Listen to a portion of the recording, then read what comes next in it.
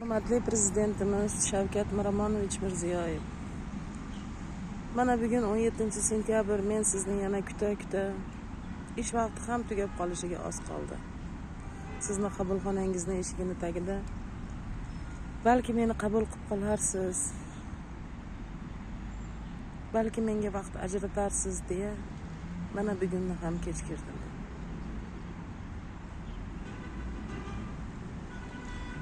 Hammani gapirishiga qaramasdan seni qabul qilmaydi, baribir seni gaplaringga quloq solmaydi, seni dardlaringni eshitmaydi deyishiga qaramasdan men umidimni yo'qotmasdan o'tiribman. Chunki meni ismim Umida. Meni otam ismimni Umida deb qo'ygan, umid bilan qo'ygan. Men umidimdan voz kecha olmayman, chunki farzandim uchun, farzandimni kelajagi uchun men shu yerda kutaman. Men har kuni kelib shu yerda kutaman. Har kuni Xudodan so'rayman, Allohimdan so'rayman. Menga Allohim bir yo'l ko'rsatsin, bir najot yo'llasin, meni qo'llab-quvvatlasin deb.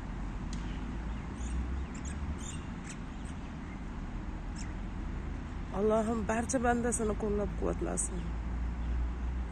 Hammaga yordam bersin. G'oyibidan davlat bersin, g'oyibidan rizq bersin.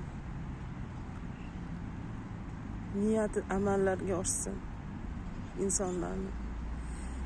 Alloh meni ham niyatlarimni amalga oshirsin. Men shu paytgacha ko'p narsa so'ramaganman. Faqatgina bir farzand keltirdim bu dunyoga. Shu farzandimni kelajagi bo'lsin deb harakat qilganman. Hozir ham shu harakatdaman. Necha kunlik umrim bor. Qancha yashayman bilmayman.